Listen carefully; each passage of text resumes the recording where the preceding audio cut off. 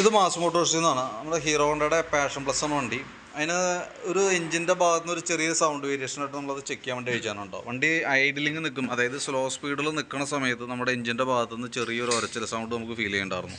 അപ്പോൾ നമ്മളത് അയച്ച് ചെക്ക് ചെയ്യുന്ന സമയത്ത് അതിൻ്റെ ഈ മാഗ്നറ്റ്, ഫ്ലൈ വീൽ മാഗ്നറ്റ് എന്ന് പറയും, അതാണ് അതിൻ്റെ കംപ്ലയിൻറ്റ് കേട്ടോ. കാരണം അതിൻ്റെ ഇവിടെ വന്ന പ്രൊട്ടക്ഷൻ പ്ലേറ്റുകൾ, ഇതാണ് ശരിക്കും മാഗ്നറ്റാണ് ഈ ഇരിക്കുന്ന പീസ്.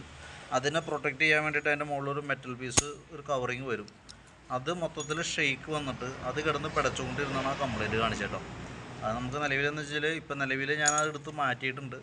കാരണം ഇപ്പോൾ ഡയറക്റ്റ് മാഗ്നറ്റാണത്. കാരണം ഈ മെറ്റൽ പീസ് ശരിക്കും പറഞ്ഞ ഒരു പ്രൊട്ടക്ഷൻ പാർട്ടാണ്.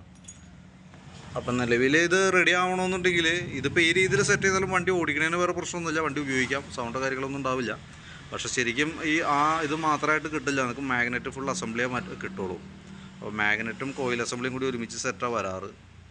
അപ്പോൾ തൽക്കാലം ഇതിങ്ങനെ വേണമെങ്കിൽ സെറ്റ് ചെയ്യാം. ഇനി അതല്ല 100% പിന്നീട് റിപ്പീറ്റ് പ്രോബ്ലംസ് ഒന്നും ഉണ്ടാവരുതെന്നാണെങ്കിൽ നമുക്ക് അങ്ങനെ ജനറേറ്റർ അസംബ്ലി എന്ന് പറയുന്നത്, കോയിൽ അസംബ്ലി ജനറേറ്റർ, ആ ഫ്ലൈ വീലും വരും, ഈ കോയിൽ അസംബ്ലി അടക്കമുള്ള ഒരു ഐറ്റമാണ്. ഏകദേശം ഒരു 1500 രൂപ, 2000 താഴെ നമുക്കതിൽ കോസ്റ്റ് വരും. അപ്പോൾ തൽക്കാലം ഇപ്പോൾ നമ്മളിത് മാറ്റിയിട്ടിട്ട് കഴിഞ്ഞാൽ വണ്ടി ഓടിക്കോളും, വേറെ പ്രശ്നമൊന്നുമില്ല, സൗണ്ടൊന്നുമില്ല. അപ്പോൾ ആ രീതിയിലാണ് സെറ്റ് ചെയ്യണത്. ഈ 4 ഐറ്റംസ്, 4 പ്രൊട്ടക്ഷൻ പാർട്സുകളും മെറ്റൽ പാർട്സുകളും നമ്മളെടുത്ത് റിമൂവ് ചെയ്യാണ് കേട്ടോ. പിന്നെ അതേപോലെ തന്നെ ഫ്രണ്ട് സൈഡിൽ നിന്ന് വണ്ടിക്ക് ഒരു ജർക്കിങ് സൗണ്ട് ഉണ്ടായിരുന്നു. അത് ഹെഡ്ലൈറ്റ് ബ്രാക്കറ്റിൻ്റെ ബൂട്ട് സെറ്റ് കംപ്ലൈൻറ്റ് വന്നതാണ്, റബ്ബർ ബൂട്ടാണ്. അതൊന്ന് അഴിച്ച് മാറ്റിയിട്ട് ആ ഭാഗം റെഡി ആയിക്കോളും. ഇത്രയും കേസാണ് മെയിനായിട്ട് നമ്മളോട് പറഞ്ഞാണ് ഓർക്ക് കേട്ടോ.